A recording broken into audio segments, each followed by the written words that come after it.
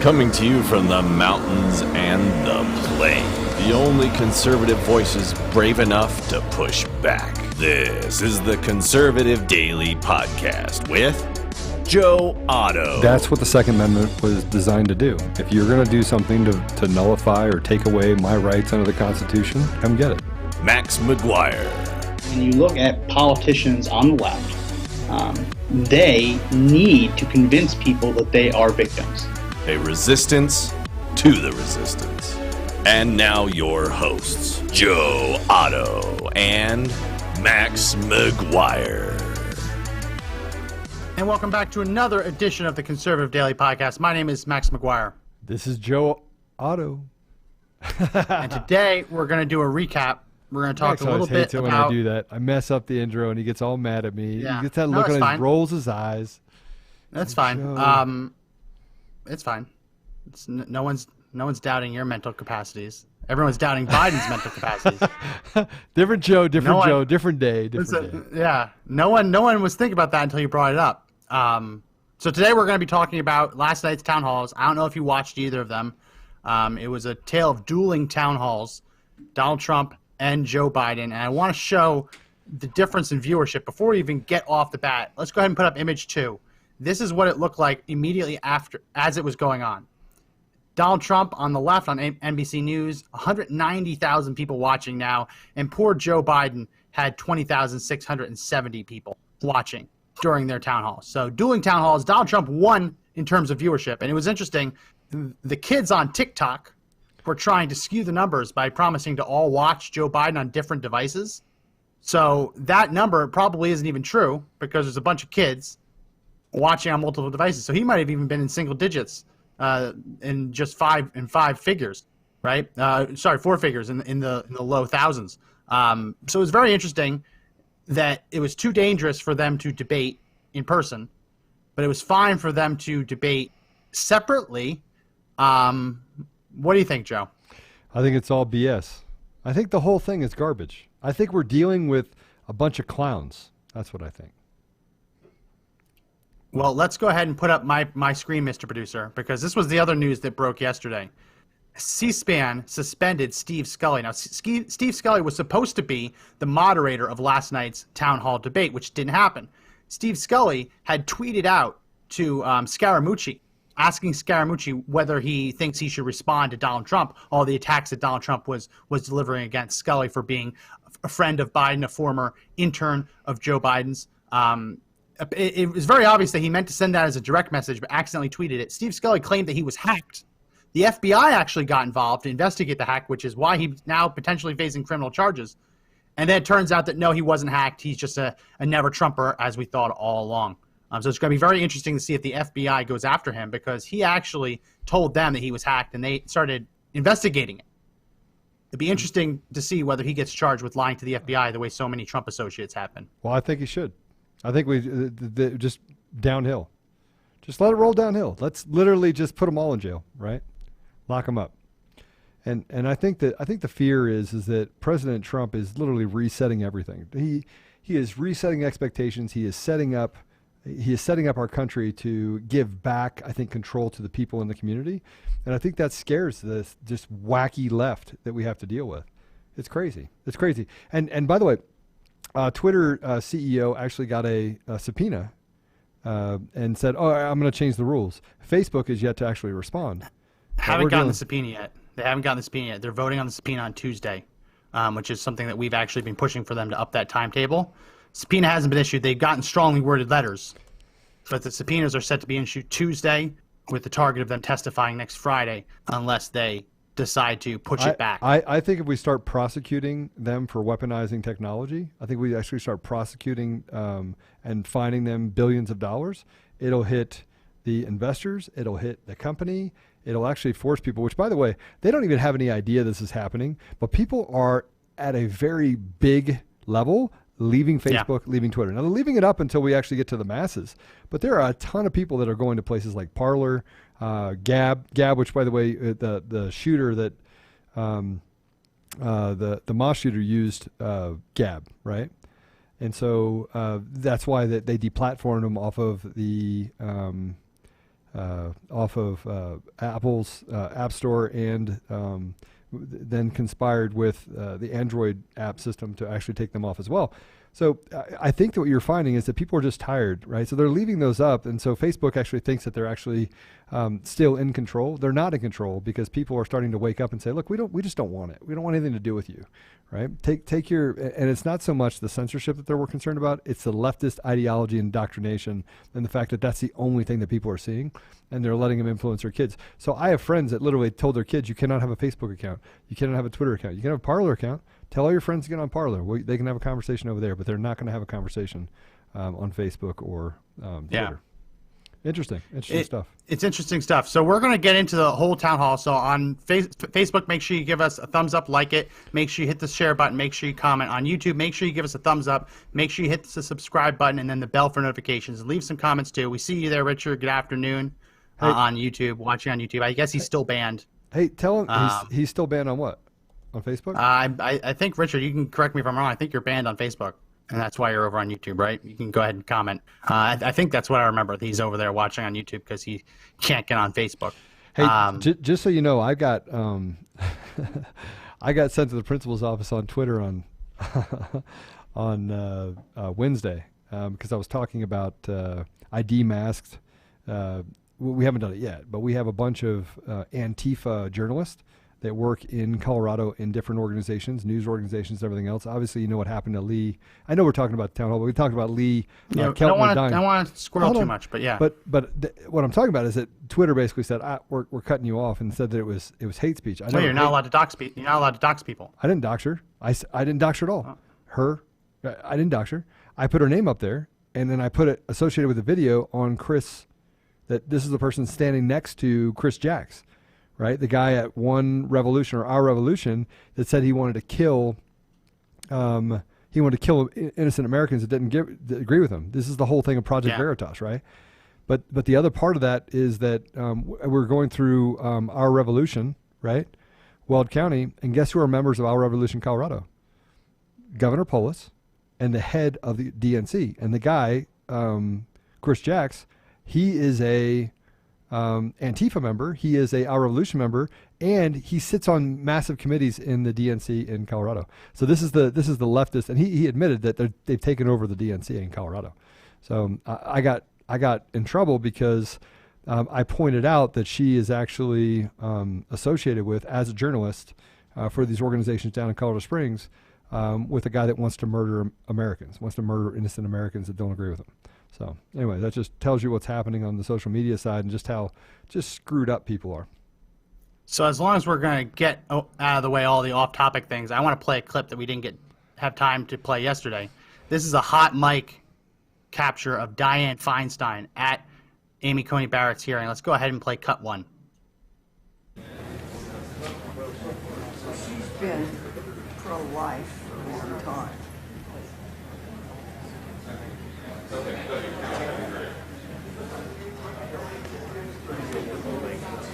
I suspect that her is deeply personal and comes with her religion. So anyone who couldn't hear that, that was Dianne Feinstein saying that she's been pro-life for some time, and I suspect that it's deeply personal and comes from her religion.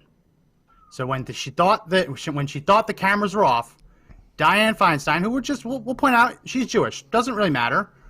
Usually you don't get Christians complaining that someone else is too Christian. Just going to point it out there. Saying that Amy Coney Barrett, she's pro-life, and she suspects that it comes from her religion. That's the same person who said previously that Amy Coney Barrett's unfit to serve on the appeals court because the Catholic dogma lives proudly within her, strongly within her. So I wanted to play that clip. So before we get started and talking about the debates, I want to make sure everyone knows that the mainstream media was pissed off that Donald Trump ran a competing town hall against Joe Biden. They launched a pressure campaign yesterday to try and force NBC News to cancel on the president. So before we get into this, I just want to make sure we understand that there were mainstream media outlets, talking heads, hosts, politicos out there saying that NBC should have canceled on the president. Here's a quick clip from Don Lemon on CNN. Let's play cut two. I got to tell you, though, the story of the day, you know what everyone is talking about?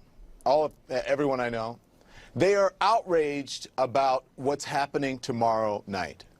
The dueling town halls. Yes. Why on earth would NBC agree to do that? All right, I'll plus minus it. Fair time, equal time. Or you can do equal time on a different night.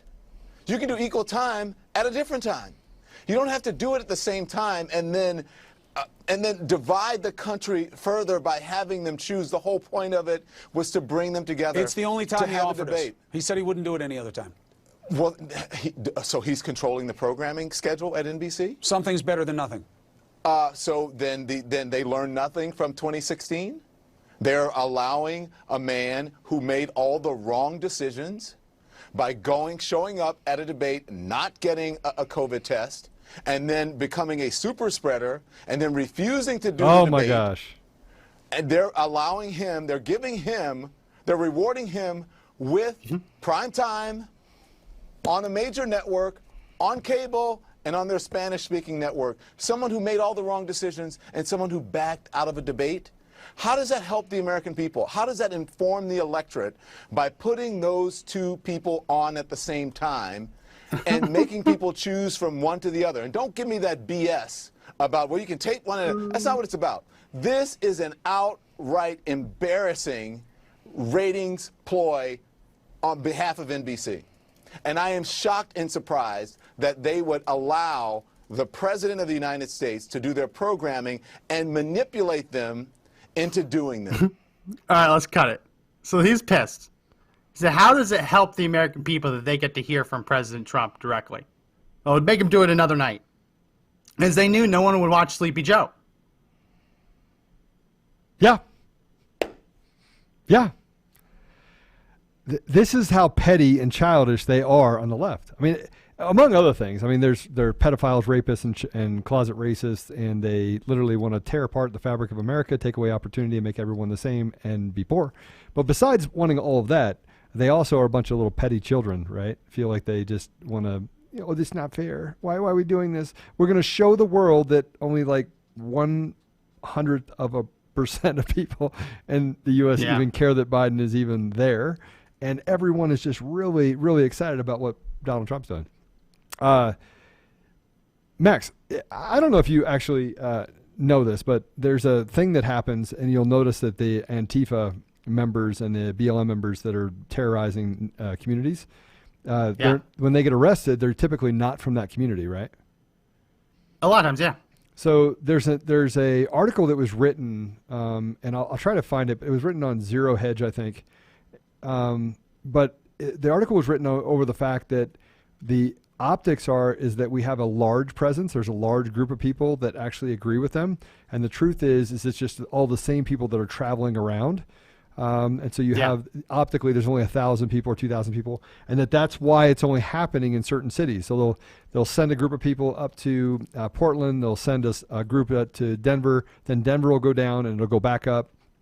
And, I haven't been able to get the data yet because I don't think it's available. I'm going to try to get it. And that is flight records of people that actually fly in and fly out. So we'll see if we can come up with it. But I think that the optics of what the media is doing is that they're creating something that's not there. And it's starting to manifest in what we're seeing on the news with the town halls. It always has, but that's why, by the way, Twitter and Facebook are weaponizing media and doing the things that they're doing because they don't want people to see the truth. Right? This is a group of just evil minions that are in our country. I think most people are actually good.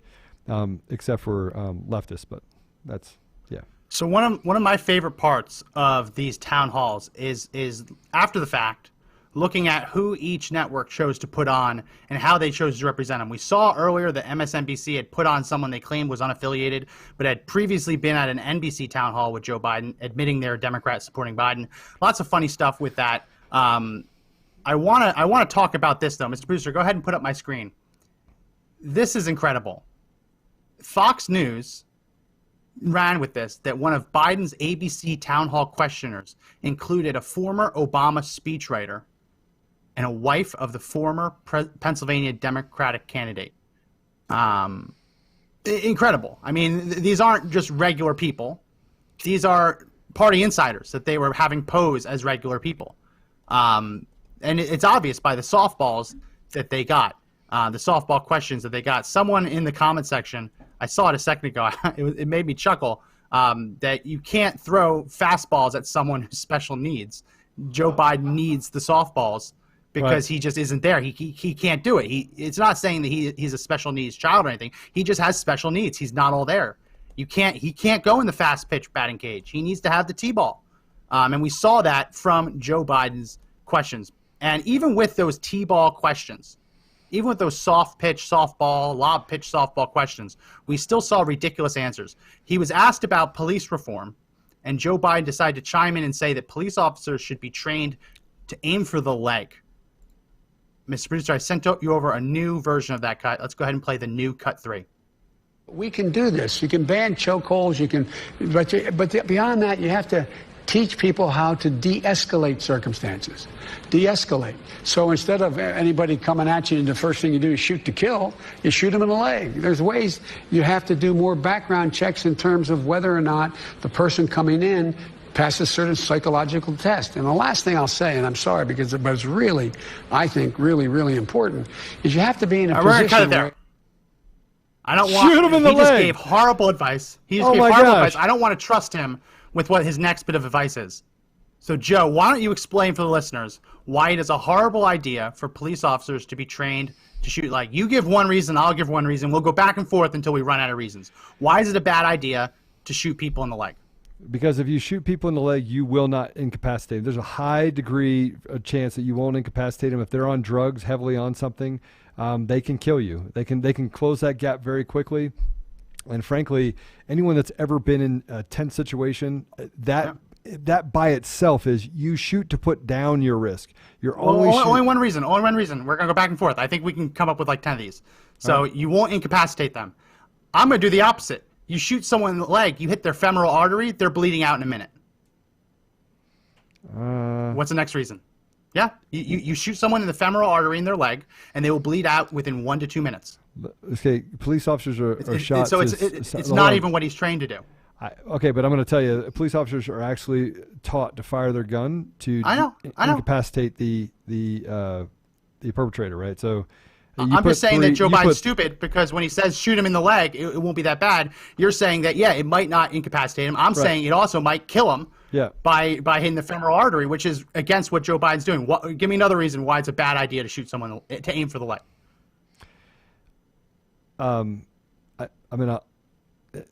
Man, there's like so many of them. It's like flooding my mind. Listen, they're moving targets. They're moving targets. You're not going to be able to hit the leg. I mean, look, the leg is moving. Small target. Yeah, small target. You need a bigger. That's why you're taught to shoot in the mass, right? You're taught to shoot in the body, right? Not in the head, not in the legs, not in the groin, center mass, right? So it might not incapacitate them. It might kill them, which is the opposite of what Joe Biden wants. Yeah. You might not be able to hit them because it's too small of a target, too fast of a target. And yeah, as you said, police officers are trained to shoot for center mass. And the biggest problem I have with Joe is saying that police officers are trained to kill. That's not what officers are trained to do. They're trained to stop the threat. And there are cases of police officers going up against people on bath salts, people high on whatever, and they have to empty 1-2 magazines into a person before that person actually goes down. So this idea that we should be aiming for the legs as if it's some video game, it's just absurd. So do not listen to Joe Biden. Do not follow that advice. If you are in a home defense, self-defense scenario, you shoot to stop the threat.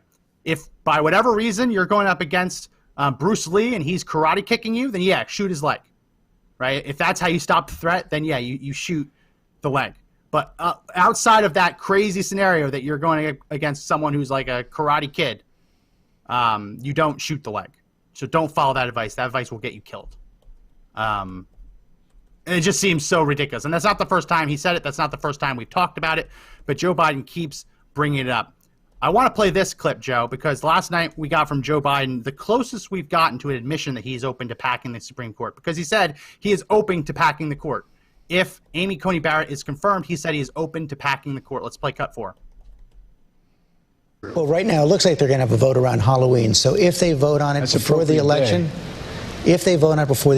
you are open to expanding the court? I'm open to considering what happens from that point on. So he's open to it. He won't say it, He also, in the town hall, promised that he would tell people one way or another before the election. I guess he wants to get as many mail-in ballots in as possible. But once again, Joe Biden dodged the question and refused to say yes or no whether he supports it. He just said, I'm open to it. It's, Joe, do you think there's any possibility that he is refusing to answer because the answer is that he doesn't want to pack the court? Do you think it's possible that he would hide that? No. He wants to pack the court. Yeah. 100%. I mean, we can read between the lines. And if it doesn't scare you that he's going to try and take away every right that you have and pack the court and pass on this leftist just rob, loot, steal, create false narratives, create propaganda, make you fear for your life, suppress your voice. This reminds me of Nazi Germany. It really does. I mean, you call me what else? You want to say, oh, they're Nazis. No, you're a Nazi. You're not going to redefine what a Nazi is. Antifa, they're fascists, they're Nazis, and they represent everything about the leftist, the left. They are the left. Antifa is the Democratic Party. Congratulations. You get to own it. Yeah. So I started pulling all the cuts for Joe Biden's town hall, and it just got I don't have the mental health to do this. It just made me too furious to do this. And I'm a sane guy, and it was making me angry. So I refused to pull the clips. We're just going to go through rapid fire a few of these. Joe Biden claimed that he wanted to put all of the governors in the country in the same room. The same Joe Biden who claims that we shouldn't go in the same room because of social distancing.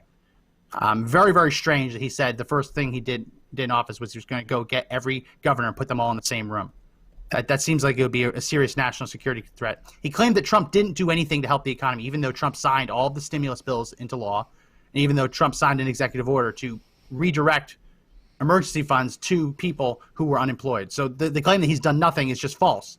He said he wanted to have oil workers, he wanted to hire them to cap the wells, and that was going to somehow be makeup for the fact that he was going to get rid of fracking, which he still won't admit that's what his position is, but we know it is because he said it previously.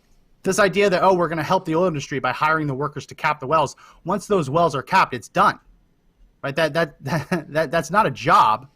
That's not a way to put food on your family. That's a gig. One gig. He said that Trump should have kept schools and businesses open after Biden criticized Trump for not closing it down fast enough. I mean, he's all over the place, Joe. Yep. He said that Trump claimed that you should inject bleach in your arm, which isn't true at all. Donald Trump never said that, and that lie has just been perpetuated. He said he was going to raise your taxes to pay for green infrastructure, just like Obama with Solyndra. It's so stupid. And he doesn't get called out on this because 70% of the questions were from Democrats. I feel like people are walking towards the fire in a volcano and falling off into the fire. I feel like that's what they're doing. I literally got a update. Sorry. So Biden claimed that the United States has 20% of the world's coronavirus deaths. That isn't necessarily true because China, Russia, India are not reporting accurate numbers. If you go to the coronavirus death numbers, all in the WHO, China reports a round number. I think it's like 160 million, and then that's it. They actually report a round number. Any country that reports a round number of testing and it sits that way for weeks on end, it's just not true, right? He claimed that he admitted that his own crime bill was a mistake, but he blamed the states for how they implemented it. He said that solar and wind power would save Pennsylvania. He promised to give every first-time home buyer just $15K, which, given the fact that last year 2 million people bought a home for the first time, you're talking about a $30 billion a year program out of thin air. No way to pay for it. He's just going to give people free money. And the amazing thing was that he claimed that Amy Coney Barrett did not discuss her judicial philosophy during the hearing. Joe, I know you listened and watched a lot of the hearings. Do you believe what Joe Biden said? Or like me, did you hear Amy Coney Barrett talking about her philosophy? No, I believe what she talked about on her philosophy. I believe the fact that she had a pad of paper, by the way, that she held up that had nothing on it. Right? There was no notes. There was no, I have to recall anything. She literally just, from memory, told people, from what she feels, she told people authentically what she felt. Right? Yeah. So I mean, well, it's this hard, whole claim it's hard that she to never not like discussed. Amy. It's really hard not to like her. It's really hard. This whole idea that she never discussed her ideology, how she goes about deciding cases, when she went into depth, how she's an originalist, how she's a textualist. They discussed legislative history. right? They went down the list of all the different tools that she uses to decide a case one way or another.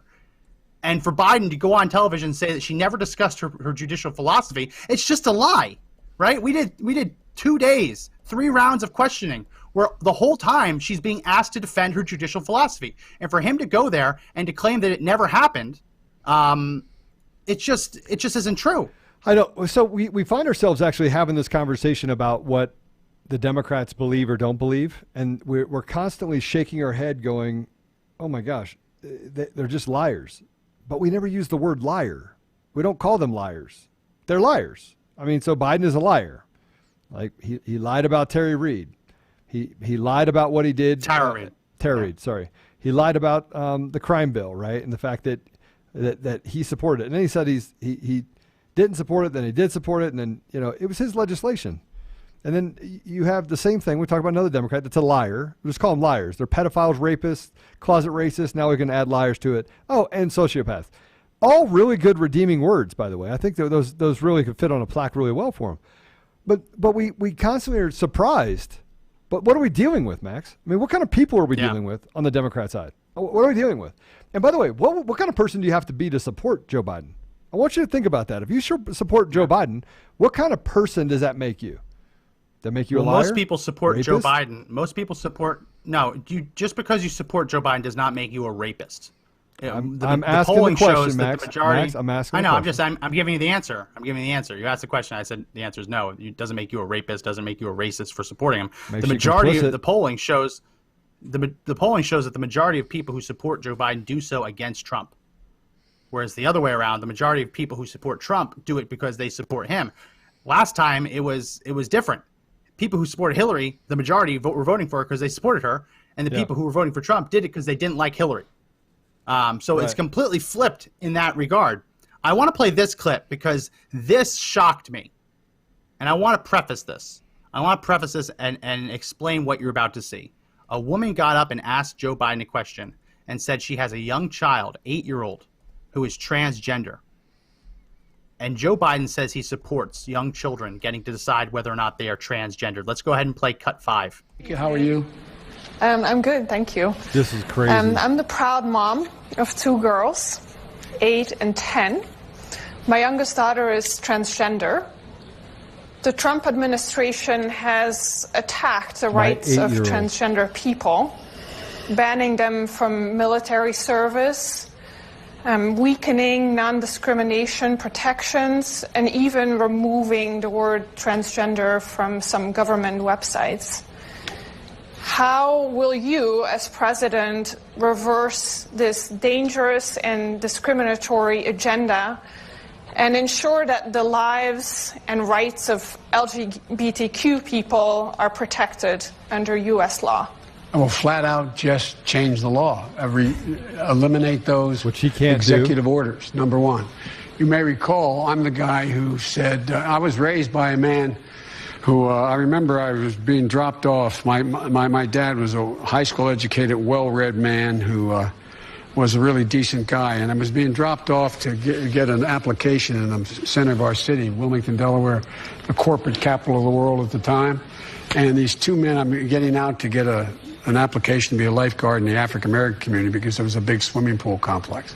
And these 2 men, well-dressed, leaned up and hugged one another and kissed one another.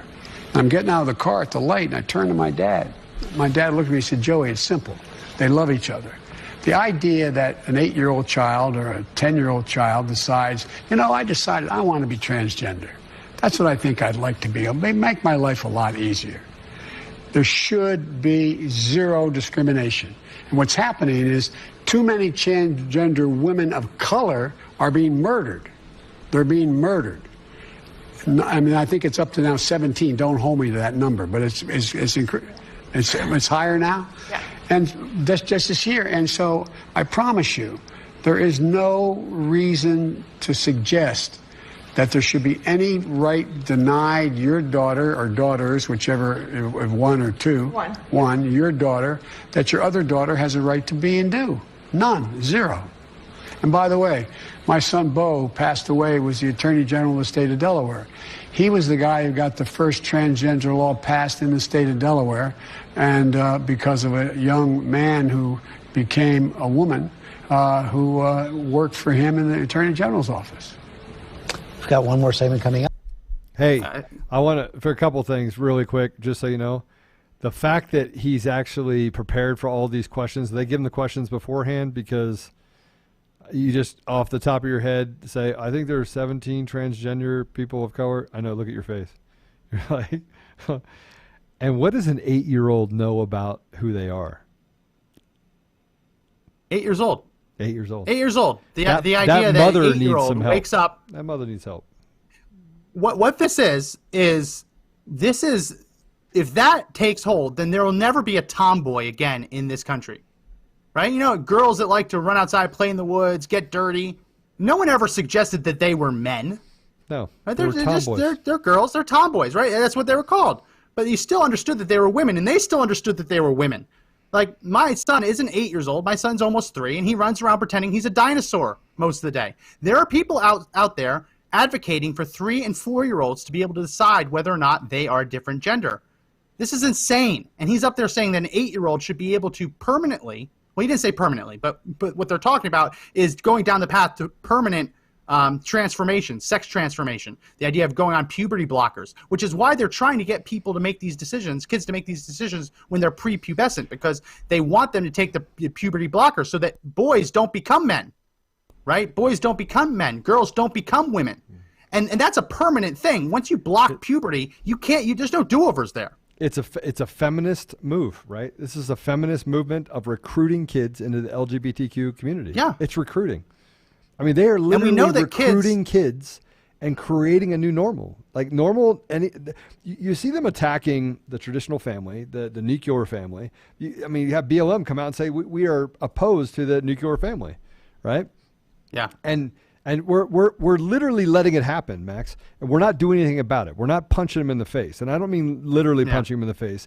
I mean holding them responsible for the fact that they're trying to destroy everything we are as a society.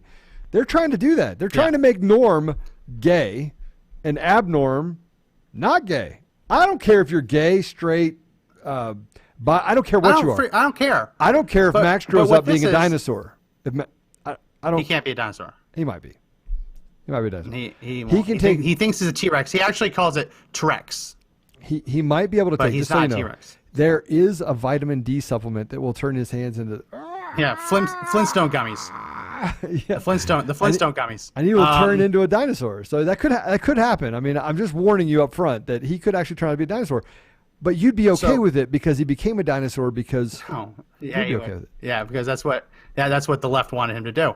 Yeah. So two things are potentially happening here, and I don't think they have to be independent. I think they can happen simultaneously. You have kids deciding that they know what's best for them, which there's plenty of scientific research that 8-year-olds, 10-year-olds do not have sufficient brain development to be trusted with making life-altering decisions. Like that's well documented. It's the reason that the driving age is 18. It's the reason that the age to drink alcohol is 21. It's right. It's all of these ages. That's the voting age.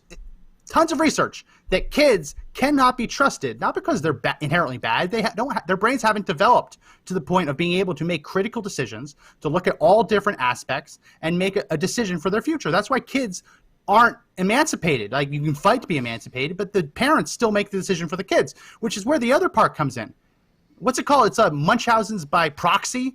The idea that the parents think there's something wrong with their kid and they want to make sure the kid's okay. That's what we're seeing with a lot of this, where the kid all of a sudden wants to put on a dress, and then the parent says, oh, he must be transgender. That means, and then they start calling him a different name, calling the boy a girl, and there's no real evidence to support any of it. Right? Because the kid put on a dress once, right? It doesn't mean anything. Max Jr. is running around my house lately with a little baby doll because we're trying to teach him that another baby's coming, trying to get him comfortable.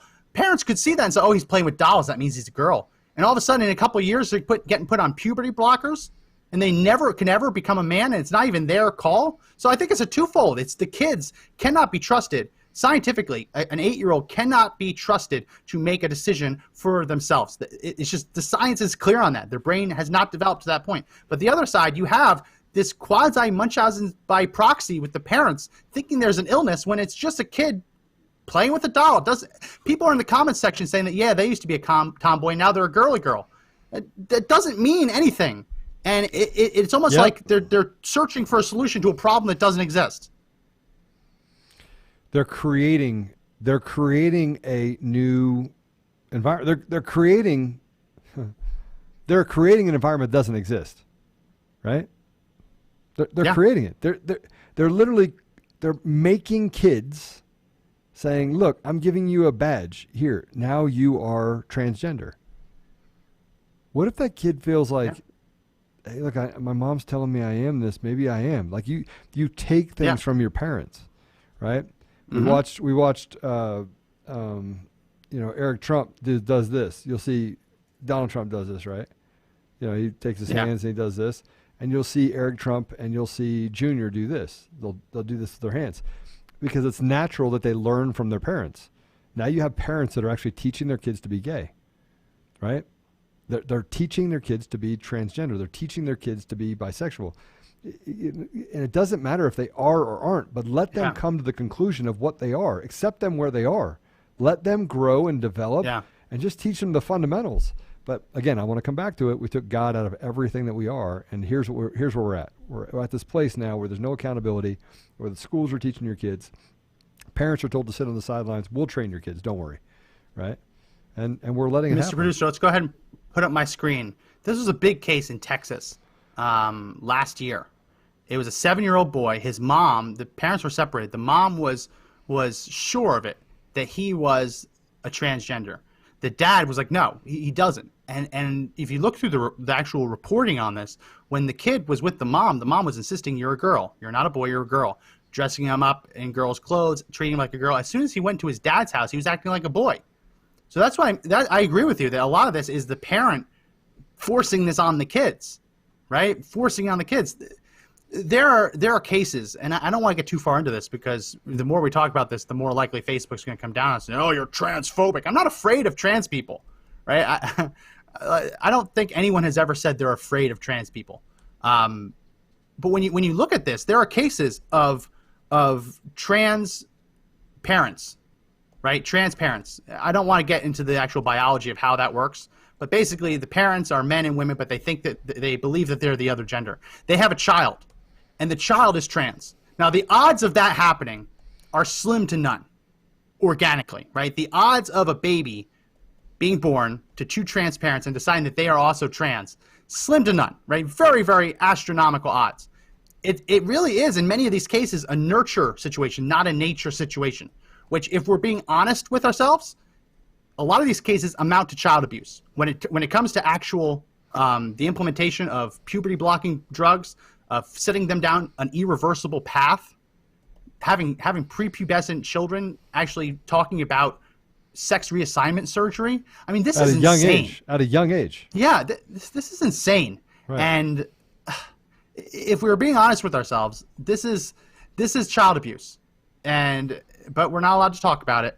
Not allowed to talk about it. We're going to have to do a whole episode on this, because there's a lot to talk about. But before we do that, I want to make sure that we do all the reading and pull up all the cases. We can take down my screen now. It's just so crazy, right? It's absolutely insane. So that was Joe Biden's town hall. He's getting the softball questions. He's still flubbing them, like, oh, shoot him in the leg. Oh, eight-year-olds can be transgender if they want. I'm open to court packing. I want to play a little bit of Donald Trump's town hall, because it was a very different experience. Right out the gate, he got accused of not denouncing white supremacy, which we on the show, we've played over and over again plus times. How he's always denounced it. And it got very fiery, with Trump basically criticizing her and say, how can you possibly say this? So let's go ahead and play this. This is cut 6, the new cut 6. You were asked point blank to denounce white supremacy. In the moment, You didn't. You asked me follow-up questions. Who specifically? A couple of days later, on a different show, you denounced white supremacy. No, you My always question do to you is, you've done this to why me and does everybody. It seem like I denounce white supremacy. Okay, you did I've 2 days denounced later. white supremacy for years, but you always do it. You always start off with a question. You didn't ask Joe Biden whether or not he denounces Antifa. I watched him on the same basic show with Lester Holt, and he was asking questions like Biden was a child. So this is a little bit of a dodge. Are you listening? I denounce white supremacy. Okay. What's your next question? Do you feel, it feels sometimes you're hesitant to do so, like you wait a Here beat. we go again. Every time, in fact, my people came, I'm sure they'll ask you Two the more white clowns. supremacy question. I denounce white supremacy. Okay. And frankly, you want to know something? I denounce Antifa, and I denounce these people on the left that are burning down our cities that are run by Democrats who don't know what While they're we're doing. denouncing, let me ask She you interrupted about him. QAnon. Why? It Why is not let this him finish? Let's pause it. Pause it there. So Why not let him finish? No, let's not let him finish. Let's not let him have a it's voice. incredible. Where it said, you refuse to denounce white supremacy. And he's like, I denounced white supremacy. Oh, well, you did 2 years later. I've done it for years. This is a stupid question. Next question. And instead of saying, okay, yeah, he denounced white supremacy, she says, well, why does it seem like you're always hesitant to do so? Let's move on to the QAnon. Like, let's do everything that is a leftist agenda. Let's do that, right? Look, if you're not smart enough to figure out that these people are clowns, or if you're not smart enough, I can't help you. I can't help you. But the wave is coming. Yeah. And she jumps to QAnon. It's basically let's throw as much crap at the wall and see what sticks. Yeah. QAnon, we've covered it on the show. We're not Q supporters. I don't have time to get through all of it. I just don't have time to read into it. I know it started on 4chan. I understand the basic tenets of it. But when you boil it down, it's the idea that there is a deep state that opposes Trump, and that there are pedophiles out there in positions of power, and it's bad to let them have power, and that Donald Trump is doing something about it. Now, they describe it as it's a bunch. They say it's a conspiracy theory that there are satanic pedophiles in the deep state, and that Donald Trump is the savior of the human race, which might be the extreme version of that. But everything I've read is just like, yeah, there's pedophiles in power, and we probably shouldn't let them be in power. Hey, but Talk says something really interesting. He goes, but his answer to the QAnon question was super, and he's right. Yes. We got to hear it. Can we play it? And we have that. Yeah, so his answer to QAnon question, he's basically, I don't know QAnon. I don't have Punched time her for in the this. mouth. It was awesome. He says like, oh, I know that they're against pedophilia, but I don't know. Hey, so guys, we have share a bit this. of that answer. How do we have all these people in these different places and not sharing? Guys, hit the share button. What's wrong with you? You afraid? Yeah. Oh, wait, hold on. You don't have any courage? Hit the share button. Share it with your friends. Come on. Don't accuse our audience of not I having didn't. courage. I was accused. I was poking the bear. Let me poke the bear. I'm poking the That's bear. almost as bad as when Tig told everyone to leave Facebook when we're broadcasting on Facebook. Guys, listen.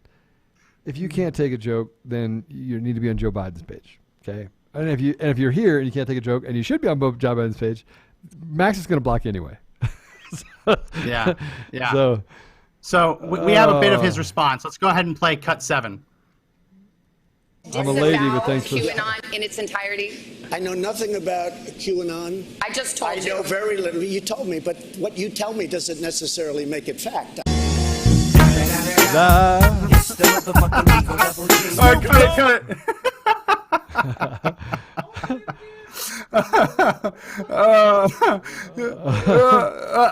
I wanted to sneak that by our producer Josh to see if he caught that. We're probably going to get a copy strike, so we have to talk How do you about get a that copy song. strike? That Let's talk about the song. That song, Snoop great Dogg. piece of American media. The mother effing D-O-double-G. Great. I love the song. I love how the artist who created this art inserted that song into the moment where Donald Trump destroyed the moderator. And then you see the glasses come down. I think there's some chains. Other times in those memes they have a blunt sticking out of his mouth. Love it. So I want to make sure this is fair use. We're talking about that piece of art, which nicely appropriates a very fine American single. He's like, he's like, I know nothing about QAnon. She's like, well, I just told you. He's like, well, just because you told me doesn't make it true, does it? Yeah. Ooh. He's like, whoa. Oh. Ooh. The burn. Yeah. Feel the burn. That's the type of burn she definitely liked to feel. Yeah. So we also had a very weird experience.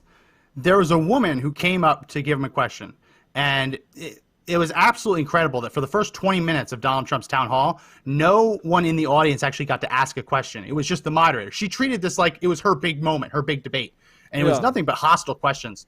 We got someone in the audience. She stood up. She said she was a Republican.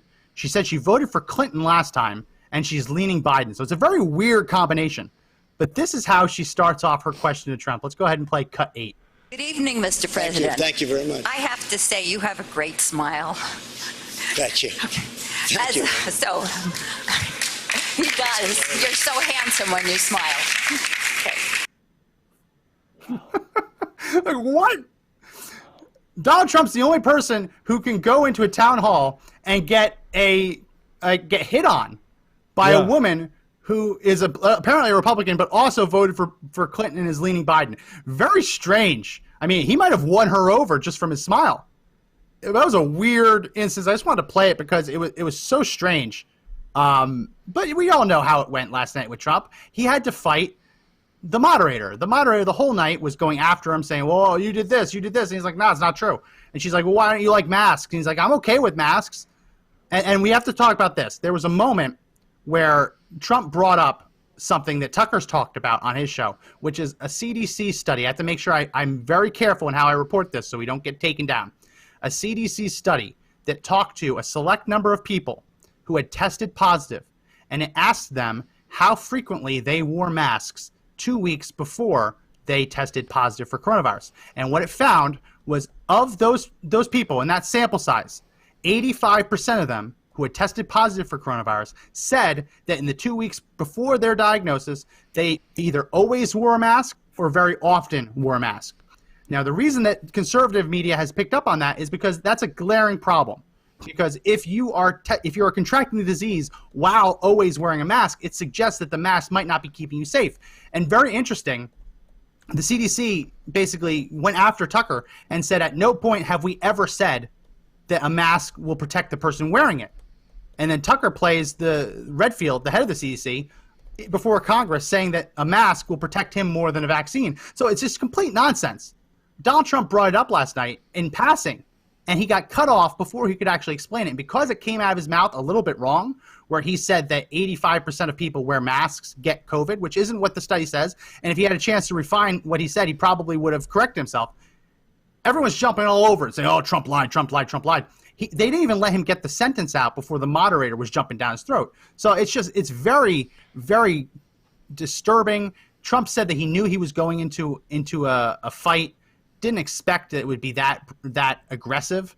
But I guess that's what you get when you host a town hall on NBC. The good news is that he was on pretty much every NBC network. He was on Telemundo, so he had mega viewership, and he made Joe Biden look like he was hiding in his basement.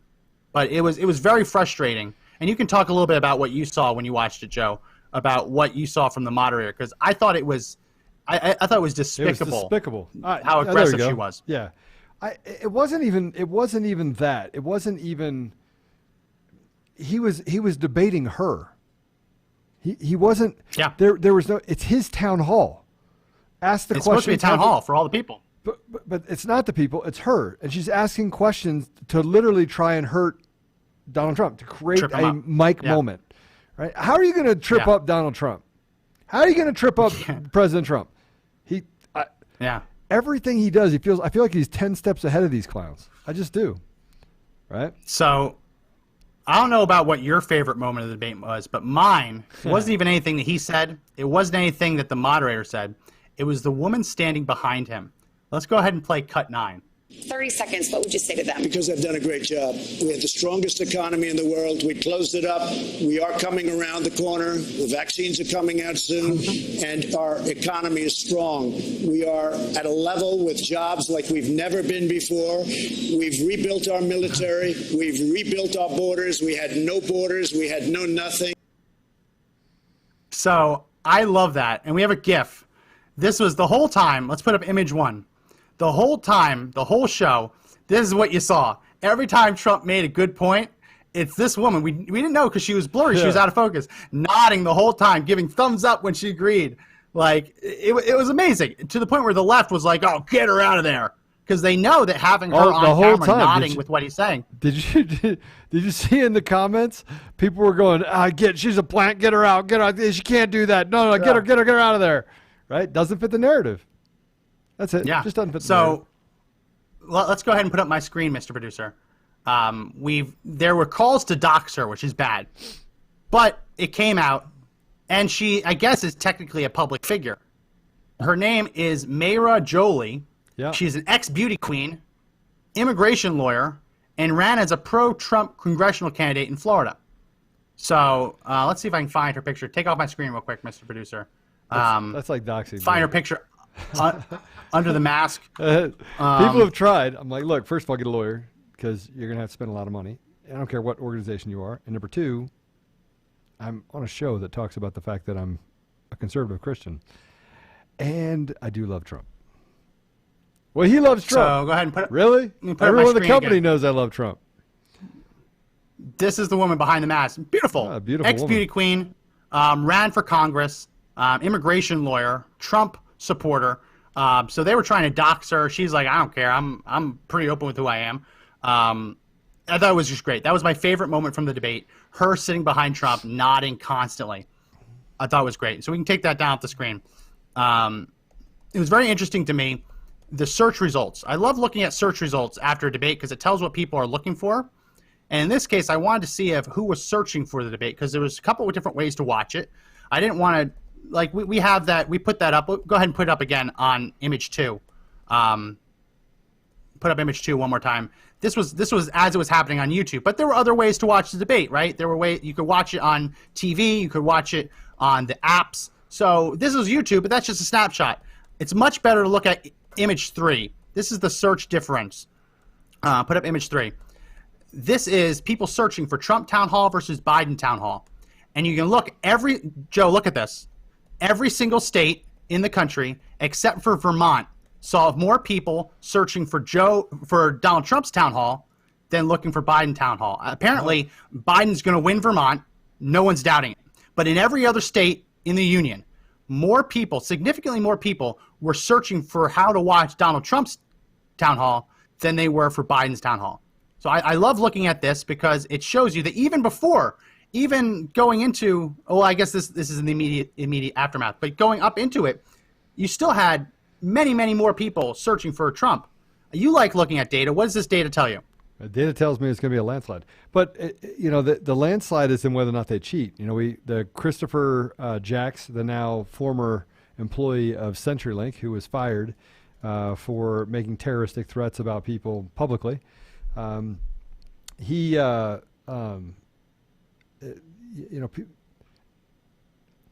think that it's going to create a landslide, but he did say that we were going to lie, cheat, and steal. So make no mistake, he actually works for the Democrat Party. He holds position on the Democrat Party, and he actually openly, in another deal, said, hey, listen, here's all these other, and we should do a show on this, by the way, on Christopher Jacks.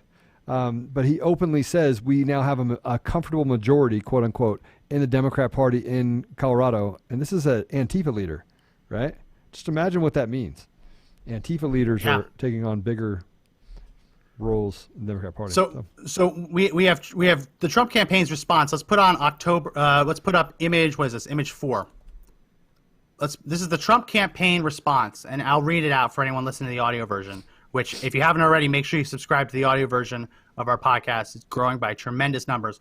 Trump campaign statement on Trump-Biden town halls. Even though the commission canceled the in-person debate that could have happened tonight, one occurred anyway, and President Trump soundly defeated NBC's Savannah Guthrie in her role as debate opponent and Joe Biden's surrogate. President Trump masterfully handled Guthrie's attacks and interacted warmly and effectively with the voters in the room. Over on ABC, it was a completely different scene, as once again, Biden was kept comfortable and away from any questions that might challenge him. Americans can see that President Trump is leading the country, has built the economy to the best in the world once, and is doing it again, and quite clearly has accomplished more in 47 months than Biden has in 47 years as a failed Washington politician. That was Tim Murtaugh, Trump 2020 communications director. So let's talk about that. In Joe Biden's entire town hall, not one question was given to him surrounding Hunter Biden or what we've learned over the past couple days about the Biden crime family. Which, by the way, any of us would have gone to prison already. We'd literally be sitting in jail, no bond, right? There would be no questions asked, right? We would get Roger stoned if we did what he did. We would. Yeah. And both of them did. Yeah. Vice President Biden literally did it while he was vice president, and his son sold those services. Both of them literally would be sitting in jail. If it was Trump that did it, And let's go ahead and put up my screen. This is the latest news. The stuff on the hard drive is starting to leak out to different news outlets. This is from Media Action Network. Top Burisma executive told Hunter Biden his, quote, ultimate purpose, end quote, was to close down the Ukrainian investigations. So that was relayed to Hunter Biden. Hunter Biden set up the appointment between the executive and Joe Biden. And then less than a year later, Joe Biden was over in Ukraine doing exactly what that top Burisma executive wanted, closing down the investigation into Burisma by forcing Ukraine to fire their prosecutor. It doesn't take a whole lot to put these pieces together. It's pretty obvious what was going on. Joe, this is what really gets me, because ABC claimed that they had Trump supporters there. You can't say that you had Trump supporters in the audience and not one of them would have asked Joe Biden about this. I just don't buy it. I don't buy it. This is the story of the week, story of the campaign. Yeah, but this is the idea that Hunter Biden is... Our country's been infiltrated. It's been infiltrated. It's been infiltrated by traitors to our country. They are traitors to our country. These people are literally... I'm gonna repeat what Tig told me last night. You know, communists, I don't consider them Americans. And that's what we have. We have a bunch of communist, Marxist a-holes inside of media that have literally infected it. They've infected our technology and they're infected our media. And now, by the way, they're eating their own. Because those people now that are that sit on that side of the communist side, like the Christopher Jacks, want to kill all billionaires. I don't know if you saw that. And Jeff Bezos, I know you're a leftist, but they want you first. Yeah. No, that's always been their plan. They to eat the rich. Yeah. They eat the rich. Before we end today, I wanted to make sure that we go through this, because yesterday Joe Biden made a claim that was very easily debunked. He made a claim, this town hall was in Pennsylvania, so he made the claim that Pennsylvania Boilermakers, the union, supports him. He said the Boilermakers union supports him. Mr. Producer, let's go ahead and put up my screen. This is a letter dated September 2nd, 2020 from the Pittsburgh Boilermakers Local 154, and there are others that you can find, telling President Trump that they're endorsing him. And this is a letter representing over 2,500 active and retired members in Pennsylvania, Ohio, and West Virginia of the Boilermakers, forgers, and and their helpers, shipbuilders, blacksmiths, all of it. So Biden's on there claiming that he has their support. But when Trump supporters started pushing this out, they said, oh, well, he didn't specify local 154. He was talking nationally. So basically now they're saying it's fake news unless you can present evidence that national unions have endorsed Biden, which we know they won't do. Even though their members are pro-Trump, they're still endorsing Biden. But I thought this was really interesting. As Biden's up there saying that the Boilermakers support him, that's a letter from Boilermakers, iron shipbuilders, blacksmiths, and forgers. You know, we have such Pittsburgh good stories that we come up with here. Do you ever notice, Max, that we break something and then everyone else breaks it?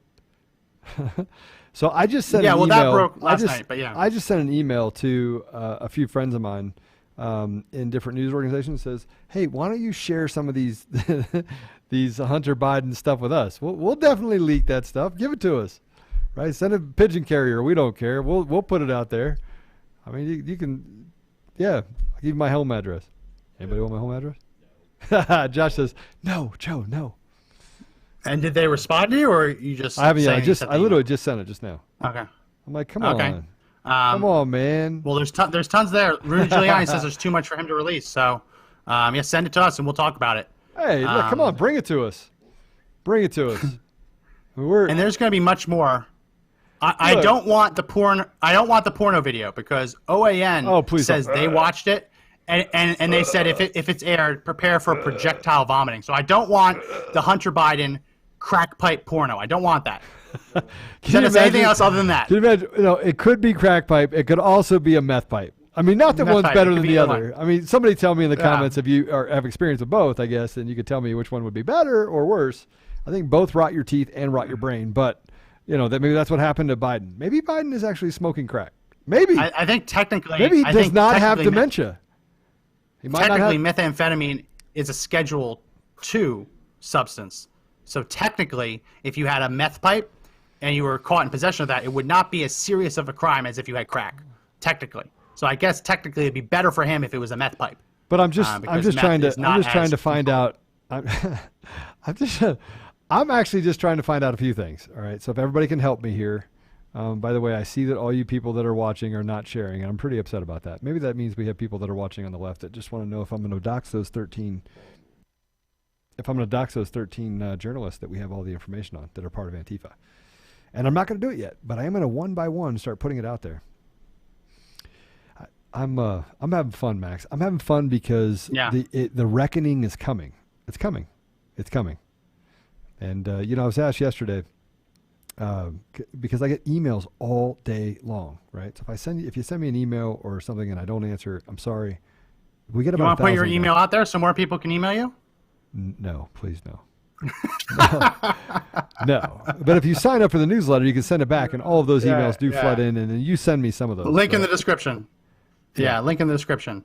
All right, so sign up for the newsletter. But Max, I'm pumped about the fact that the reckoning is happening, and there are a lot of people. There's you, there's me, there's everyone else out there that says, because people were afraid to come out and be a Trump supporter, and now I just said, look, we're going to fight fire with fire. We're coming after him. Yeah. Right. And I think people saw that Eric Chump gave us a shout out at FEC United. And Tammy Bandemir, I want to talk to you about the Bandemirs in Colorado. Man, they're amazing, courageous family that's fighting against the corruption in the Colorado government, where the Jefferson County government is actually attacking the Bandemirs for holding events. But 5,900 people can go to a football game, but we won't talk about that. But we can't let people. Well, they just lowered the limit to 5 in Colorado, in Denver at least. 5 in a household. 5 people in a household. Yeah. Right? So I guess if you're mother, father, and you have 4 kids, I guess one's going to live in the doghouse. Yeah, look, and they're going against WHO and they're going against CDC, who said lockdowns are bad. Yeah. Like, don't do it. Now, when they first started coming out about it, they said lockdowns are good, right? The CDC says they're good. Now the CDC and the WHO, both organizations that are supposed to be scientific, guys, listen, they're supposed to be scientific, are coming out. And you know what they're saying? Lockdowns are bad. Don't do it. Do not do the lockdowns. And don't wear a mask. And it says, and I'm not saying don't wear a mask, but it's saying that it's not. No. It's not. Let me rephrase that. No. I'm not saying don't wear a mask. I'm saying that the data in these studies comes back that the people that are wearing masks can't say that either. Nope. Oh my gosh. Can't say any of it. I am so angry. Rule of thumb: if a thought goes through your head about masks, you're not allowed to say it. If it's true, don't say it, please. If it's true. If at any point you have a thought about mask wearing, just don't say it because we'll get taken down. And this is where I have to.